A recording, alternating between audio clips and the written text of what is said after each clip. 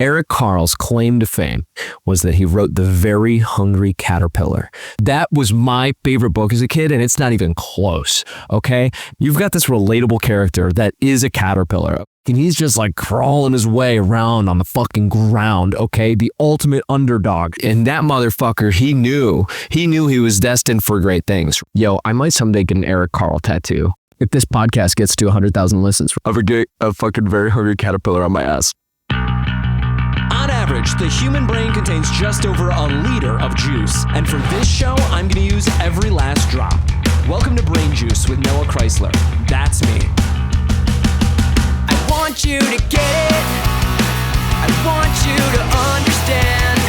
I'm doing the best I can, but not as good as I want to be. I just want to get it. I just want to comprehend that I have to make amends with the monster inside of me. But I keep forgetting things I need to know.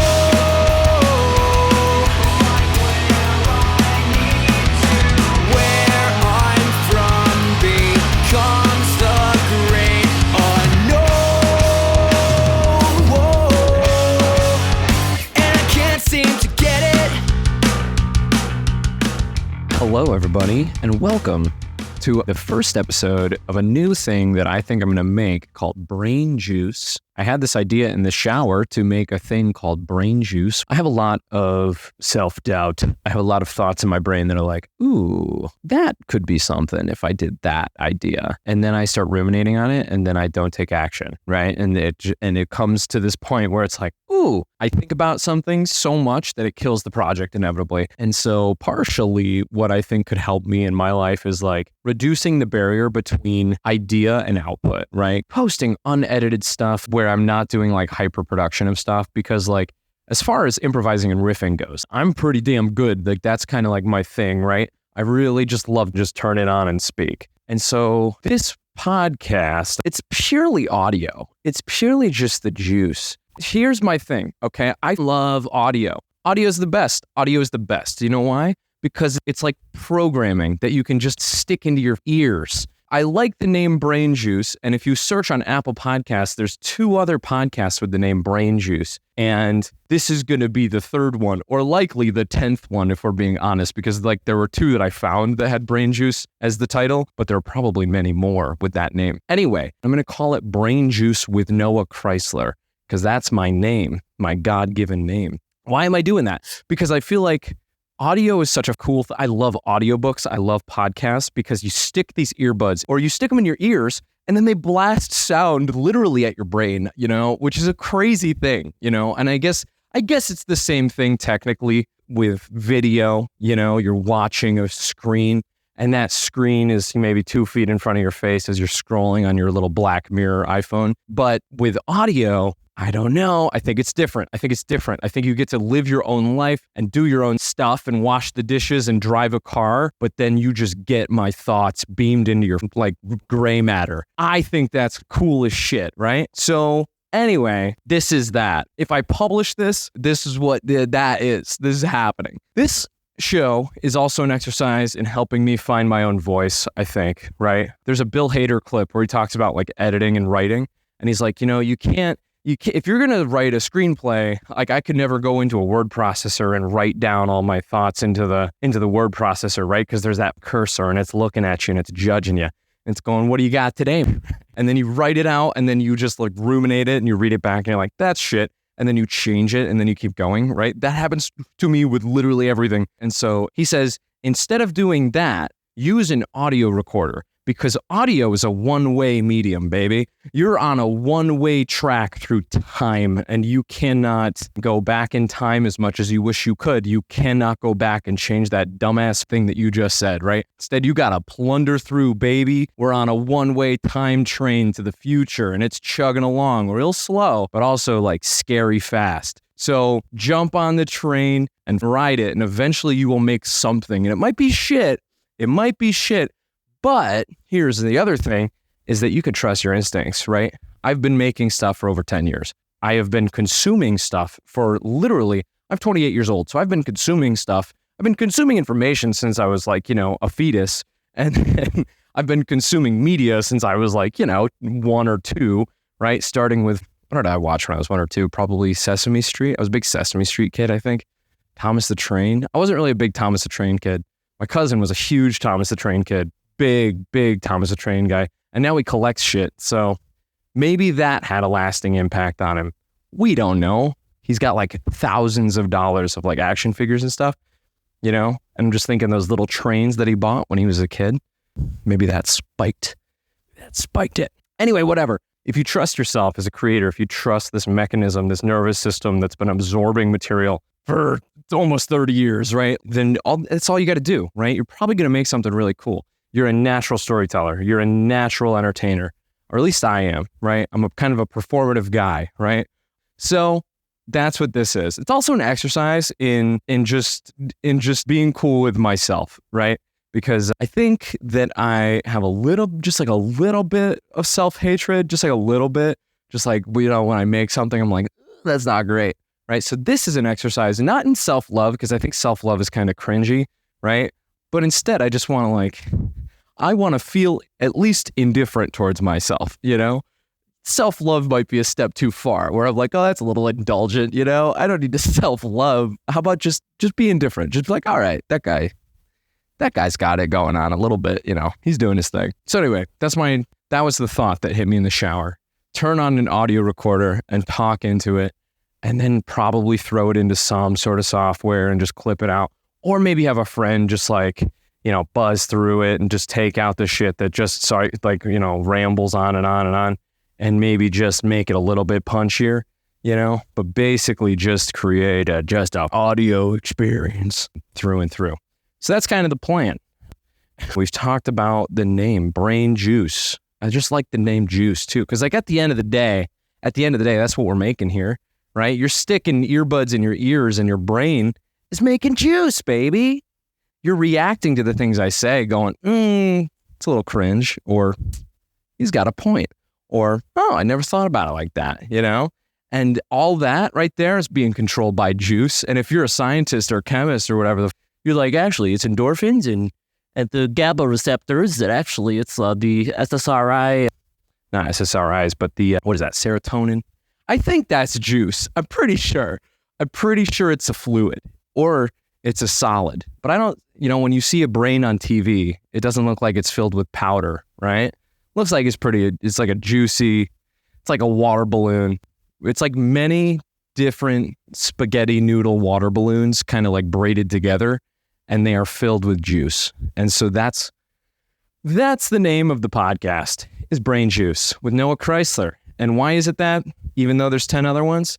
Because I like the name, and that's all we need. I got some books from the library, which blows my mind, because if you go and you buy a book, it's $30, but you can go to a library, they'll give it to you for free. There you go, life hack. Boom, libraries explained by a 28-year-old man. But anyway, I got a bunch of books from the library, and I'm reading these books, and I'm thinking to myself, and I normally listen to audiobooks, but I'm reading these library books, and I'm thinking to myself, these guys, they write, like, especially with these like kind of like self-helpy books, but like they're not really self-helpy, they're kind of like more business books. I read Anti-Fragile by Nassim Taleb. And then I'm trying to make it through Skin in the Game, but man, Skin in the Game's worse, in my opinion. It's boring. But Anti-Fragile was cool. He was like, certain businesses are less fragile than others, and the ones that are anti-fragile succeed. Skin in the Game is like, hey, you got to do it instead of just being an academic. You got to actually go make something, put it out in the world, and try to like start something, and then like you're gonna have some skin in the game. At least that's what I'm getting so far. Maybe I haven't fully absorbed the ideas in that book. Anyway, whatever. My thing is that I'm reading these books, and I had a thought, and I'm thinking to myself, these men who write these books, and women too. I actually, that sounds sexist of me, but I'm reading Angela Duckworth's book. There's an Angela Duckworth book in there too. So can't be mad at me. It's not Grit. It's the other one. She's a smart lady. She's probably my favorite female author. So come at me. What was I saying? I'm reading these books, and I'm thinking to myself, these motherfuckers, they probably don't have significantly more mental intellect than I do, right? And maybe that's because I feel self-important. But it just seems to me, it's like these people took months of their lives or years of their lives to just riff about a certain topic for a very long time, And then they went and cherry picked studies and stuff and evidence. And they ran experiments and they put together personal anecdotes to put together their frame of the world. And that's all they did. That is all they did. And I can do those things. I do those things every day.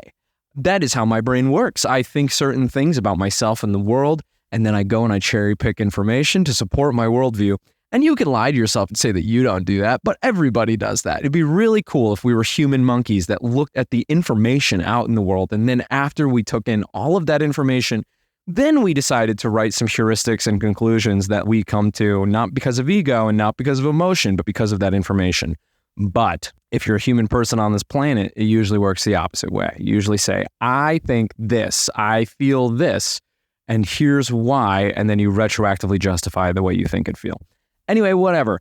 I'm reading these books and I'm thinking to myself, I could author, I could orate, I could do this, but what it would take is a positive relationship with oneself. What it would take is hard work in the same vein. You know, there's that scene, okay, this is really corny, but do you know that scene in Iron Man? There's like a GIF too, and like and if you go into Instagram and you leave a comment in the GIF thing, there's a GIF of Tony Stark, RDJ, and he's hammering away at a piece of steel on an anvil.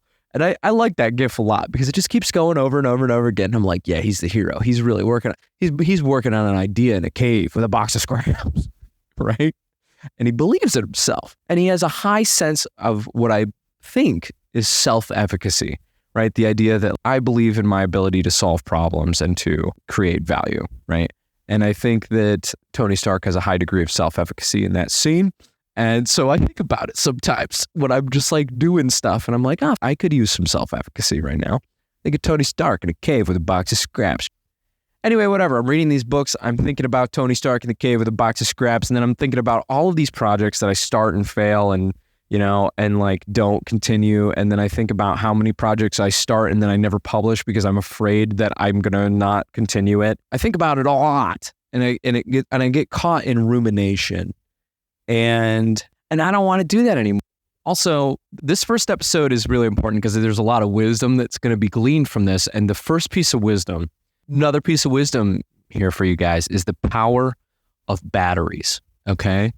Batteries are important things. And when they run out of your audio recorder, then the audio stops recording. And so, you know, that time choo-choo that we were talking about, it continues to chug along. And you might be talking into your time recorder, you know, choo-choo. If you don't change the batteries in that little cool device, then it turns off and it stops recording, which might have been what happened a few moments ago. But that would be unprofessional to say that happened. So it didn't happen and everything's great. And I'm a professional. You don't part the kimono. You never know what's going to happen next. What a pro. Cool. Batteries are important.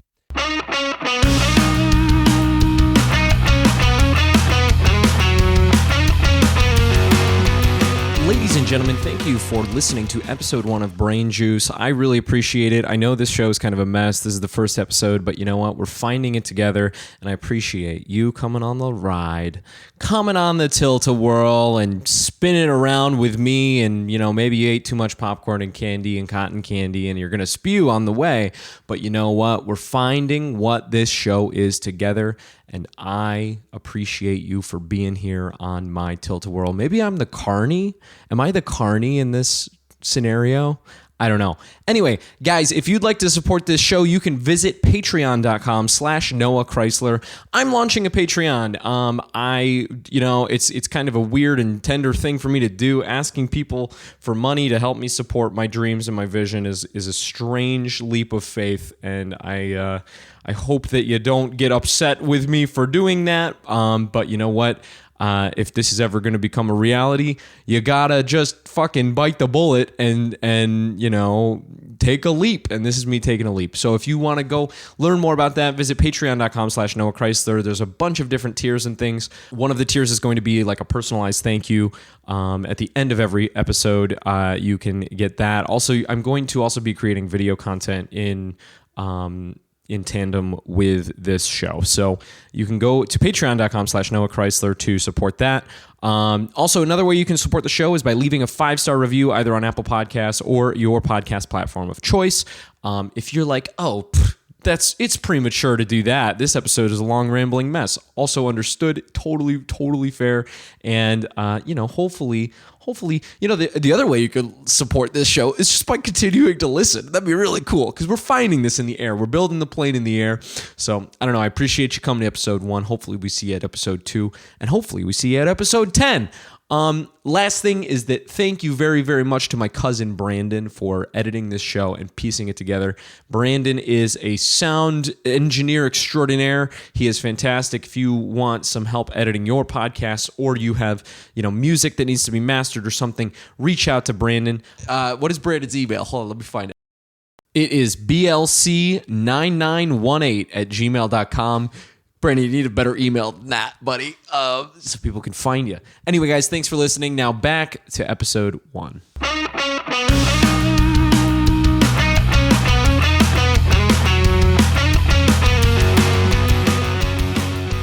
I read these authors, I look at stuff online. Another major influence on me, there's 2 other major influences on me. The first one is the Tim Dillon Show, and the second one is Harmontown with Dan Harmon.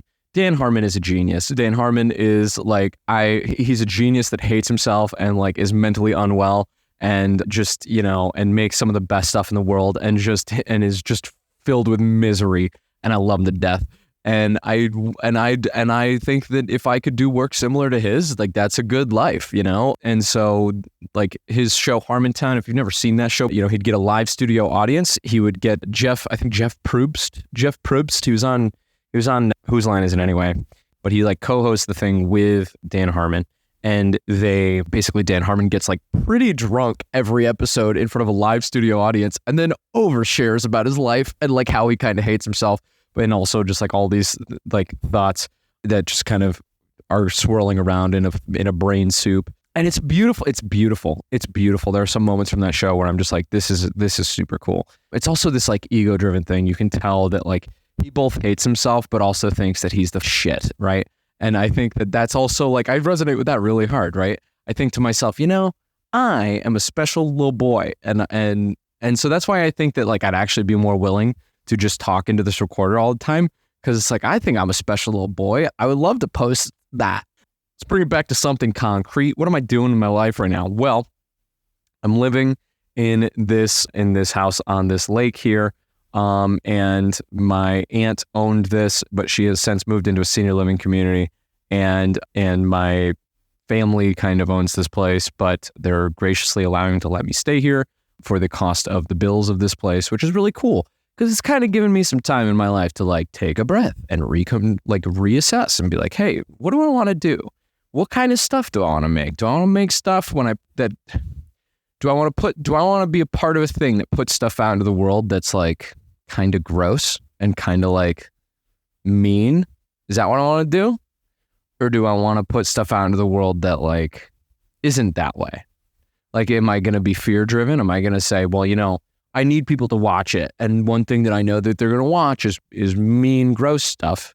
It's I don't know. I think that there might be other ways to live other than that. I think that there are other things that I could put out into this world. And so I think I'd rather do that. So I live in this house here, and I'm trying to get a job. Here's another pretentious little thing that I've realized is that I am not going to be satisfied until I'm making content full time. My goal in this life, in this world, in the modern world that we live in, and you know what, you can call me vain and call me stupid, and you can say, well, we need more plumbers and we need more tradesmen, and that's fair, and we totally need them. But I want to make content for social media. It's just what I want to do, and I'm not going to be satisfied until I am doing that with my career, right? And that is a very risky business, and it's a very competitive business, and it's everybody and their mother is trying to make it in that industry and in this industry, and the chances of success are up in the air, right? And it's cutthroat and brutal. And so I can give you probably 200 reasons to not get into the content creation business. And I believe in them, and they're good reasons. You shouldn't do it, but it doesn't change the fact that it's what I want to do, right? It's that thing of we make decisions emotionally, we make decisions before looking at any information, and then we retroactively justify the decision that we made using the information available, right? That is what I have done Like there's something about my ego, there's something about the way my brain creates thoughts and ideas where I'm just like, I need to make content because it just excites me. I feel like content creators nowadays are modern rock stars, right? Back in the day, my parents had like Kiss and Def Leppard and whatever, right? And those people were the superstars of their generation. The superstars of our generation are these content creators that can go out and they can share their thoughts. They can make something that they think is cool or funny. They can share it with other people. Those other people think it's so cool or funny that they'll give them their attention, their time, and then eventually they'll give them their money if they really support what that person's doing. That's what I want to do with my time. And if that's truly what I want to do, and I understand myself and I acknowledge those parts of me so much so, that comes with sacrifice. And that sacrifice might be a high salary, right? It might be, over $100,000 a year. And what does sacrificing a high salary mean, right? Well, it means comfort, right? Like it means that like it means safety, right? Like you're probably less safe than you would be without that salary, right? Because like, you're subjected to potentially falling victim to, companies that want you over, like credit card companies or that sort of thing. And so there's a trade-off that comes with pursuing the things that you want to do. And money, safety. Another thing that I think is a part of that trade-off is status, right? Because right now I'm looking at part-time jobs, right? Bartending, waiting tables. And I think that those jobs are valuable and respectable things to do. There are certain times I go to a restaurant and we have a waitress and I'm like, that person is a rock star. And I don't even know if I could do what that person's doing because that person's got it down to a T. They are perfectly like, socially like nailing this. And then they're also managing like a dozen different things at one time. And that's awesome. Same thing with like really cool bartenders. I respect the out of them. That said, like I went to a high school that where like everybody was like, one time this guy who had a kid going to the like other district, he goes, oh, that's where you went to school. That's what happens when you put $1 in the system. And I was like, what the fuck does that even mean? But like he meant like, it's like competitive, right? People compete on status. And so if I'm going to go get a job at food service at 28 years old, right? When my peers are, going to become doctors and lawyers and business executives, then there is a status trade-off there. And it's also a little humiliating to accept help, right? There's a thing in my ego that says I need to do all of this on my own and I'm going to do all of this on my own. But you know what? When you want to do audacious and big things, like you can't just do them on your own. Like that's just not how it works. You don't just get to just have the world does not bend to your will. You got to kind of work with it and you got to kind of use the sticks and mud at your disposal to build your little, teepee. This is a weird metaphor. Why you're building up a teepee. But anyway, so I'm back home. I'm back home after living in Atlanta, after living in Austin. I'm back home. And I am going to get a crappy job as long as my parents will have me here and be cool with me just covering the expenses of this place. Like I am happy to be here. I feel grateful for that support because I understand that not everybody has that. And maybe I'm a child of privilege and maybe, what a pussy and you know what? And whatever. And maybe that's true. Like that's fine. And I accept those things. I accept that if you think that me accepting help means that I'm less, then I accept that. I accept the shame and I think differently. I just do. I think I've let go of that because I want these things so badly in my life and I want to create a life for me that works. And because I have acknowledged that like creating a life for me that I feel satisfied in requires some sacrifice, I am okay with that stuff. I'm okay with that loss of safety. I'm okay with that loss of status. And I'm okay with the humility that comes with accepting help from other people. And I'm also okay with the loss of control that accepting help from other people requires. Okay is a strong word. I accept the loss of control. And it's not a total loss of control, but it's a little loss of control, right? It's like, okay, like, if I'm going to accept help, then that means that I have to do some stuff to help too. And I'm happy to do that. Guys, here's an idea. Okay. I saw something this morning from my guy, Eric Carle. Fucking God bless and rest his soul. Do you guys know who Eric Carle is? Eric Carle is a man on this planet that I respect the fucking shit out of. Eric Carle's claim to fame was that he wrote The Very Hungry Caterpillar, the fucking storybook for children all across the globe. It's been a classic for years, okay? And here's my thing, is that Eric Carle knew how to write the shit out of a fucking children's storybook, dude. That book, that was my favorite book as a kid, and it's not even close, okay? Eric Carle was a fucking book writing prodigy. He fucking nailed it in one. I have no idea about his other works and things, but I'm just assuming, this is what feels right to me, is that like he wrote one book, he had one hit wonder, and then he never did anything else. And you know what? He never needed to, because that book was so fucking good. Dude, think about The Very Hungry Caterpillar, okay? You've got this relatable character that is a caterpillar, okay? He's an everyman. He's just like crawling his way around on the fucking ground, okay? The ultimate underdog. But he's not a dog. He's a worm, or a caterpillar, really, because those are different. He's worming his way on the ground, okay? And this motherfucker, The Very Hungry Caterpillar is the very first David Goggins. Okay, do you understand that, right? Think about The Very Hungry Caterpillar. He's fucking worming his way around the ground, and then he starts to eat, and that motherfucker, he knew he was destined for great things, right? He eats fucking one thing this day. Oh, he's still hungry. Then he eats two things the next day. Okay. Then, okay, here's why that book's so fucking good, right? You've got the characterization of this underdog narrative, right? Then when you're a kid, you're not thinking two steps ahead. When you're an adult, you think, oh, caterpillars turn into butterflies. When you're a kid, you fucking don't know what's coming, right?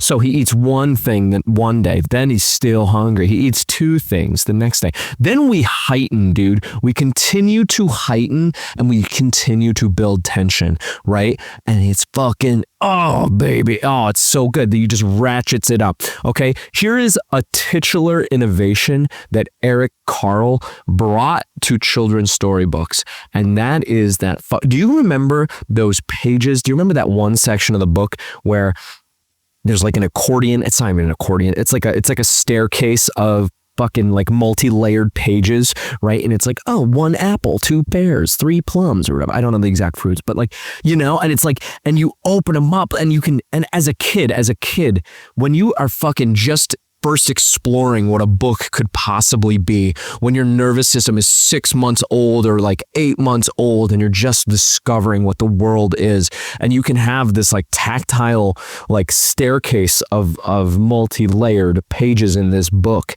that is like cocaine to the young developing brain, like of a child's nervous system, or at least it was for mine. What a fucking goat Eric Carle is. Also, let's not stop there, but he's got the staircase, right? There's a fucking hole in each and every single one of those pages, right? And as a child, I'm just thinking to myself, wow, this is what books can be. This is an innovation in this genre, and cool. So great. So we've got the characterization of the caterpillar. We've got this like built-in hero's narrative, right? We've got this like linear progression of done and expressed in a very cool way, and very uniquely, taking advantage of the medium in his own original way. And then we hit the titular moment, right? The fucking caterpillar finally eats all this shit, and he's like, and there's this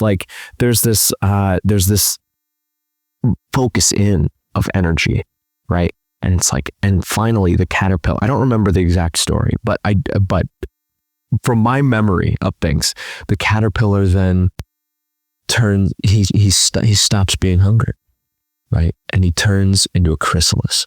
And if you're a child, I'm telling you right now, we're gonna get real close and real intimate into this. If you're a child and you don't know that caterpillars become butterflies, like I didn't know the first time I read that fucking book, you think that caterpillar is fucking dead, dude. Imagine being 8 months old. You have no fucking concept that a caterpillar turns into a butterfly. All you know is that you have identified, you have empathized with this little fucking worm and how he's eating all this shit, and you're fucking grinding with him. You're Goggins-esque with this caterpillar. There's a part of you in his little fucking brain, right? And then you experience, after you've climbed your highest mountain, you experience death, right? Or at least that's what I'm assuming happens in the book, from my memory. And then, bro, last page, we turn the fucking page. And you know what? It fucking paid off, baby. We are a fucking butterfly, dude. Do you know how fucking cool it would be to be a butterfly? You can fly around. Like, as an 8-month-old, there's nothing cooler than, fuck, I'm a butterfly. I bring joy, dude. I'm a pollinator. I'm gonna fucking... You want crops? You want apples? I'm going to bring crops, apples. I'm going to maybe get eaten by a bird. I'm going to do it all. I'm a butterfly. I bring joy. I fly around. You can catch me in a net. And I'm also going to eat I think butterflies eat like bad insects. Is that true? No, that's spiders. I don't know. Butterflies are just dope, right? Nobody's hitting a butterfly like it's like, oh, a pest. No, a butterfly is awesome. And so I just think that Eric Carle is one of the greatest artists of all time. What a fucking goat. God rest his soul. He's from Syracuse, New York. Okay. And somebody sent me something about the Very Hungry Caterpillar this morning, and I was just looking at it and I'm thinking to myself, you know what? If Eric Carle can be a fucking goated fucking innovator in children's storybooks, and he can use all of these storytelling tools, and he can uniquely use his medium, and he can fucking warp the mind of an 8-month-old and tell them a mind-shattering story. If he can do all that from Syracuse, New York, I bet I can fucking figure out how to pay my bills from here making content and shit, right? I don't know. Anyway, Eric Carle's the goat. Yo, I might someday get an Eric Carle tattoo. Could you imagine a Very Hungry Caterpillar just like fucking, like on my chest or something, just like very big and very prominent? That's actually a great idea. Maybe on my ass. Very Hungry Caterpillar on my ass is a fantastic idea. I'm gonna earmark that one. If this podcast gets to 100,000 listens, we're gonna fucking put a fucking Very Hungry Caterpillar on my ass. Anyway, whatever. We've gone off on a tangent, which is kind of the point of this show. It's called Brain Juice. It's not called, organized essay. So if you want to go look up the show Organized Essay and listen to an organized essay, go listen to that. But if you want to listen to a train that sometimes goes off the rails and takes a little detour through the woods and then comes back on the rails to make it to the station, we're going to get to the station eventually. There's a destination station, baby, and it's the end of the episode, which we have reached here. Thank you for listening to the first episode of Brain Juice with Noah Chrysler. That's me. I hope that I post this, and I hope that you listen to the next one and subscribe on Apple Podcasts or Spotify or Ball Liquor. I don't know. And hey, you know what? I think if you rate the show, I think that also is helpful. But if you're going to rate it 5 stars, try not to nuke me. Try not to be like, oh, this guy, 1 star. Live your life, make your choices. I'm going to go work on a video, a hyper-produced, edited thing that I ruminate on for months. And yeah, there you go. Brain Juice. Also post your favorite clips. Take 30 seconds out of this conversation and be like, hey, I like this. And just, make an Instagram story and tag me. And I'll say, oh, cool. Maybe I'll make that into a short or some shit. Oh man, I've seen these shorts from Jack Conte where he does his podcast and he has like artists do art over it. Looks really expensive to produce, but man, maybe someday, maybe when I go get my table waiting job, I'll have enough money to produce that shit. Cool. All right. Talk to you later. Now it's an answering machine. Bye-bye. Thank you to Second Suitor for the use of our theme song Get It off of their 2018 album Safe Space. Make sure to go check out Second Suitor over on Spotify. Thank you also to my cousin Brandon Chrysler for editing this show. I want you to get it. Want you to understand.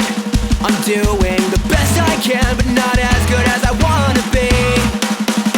I just want to get it. Because it will manifest.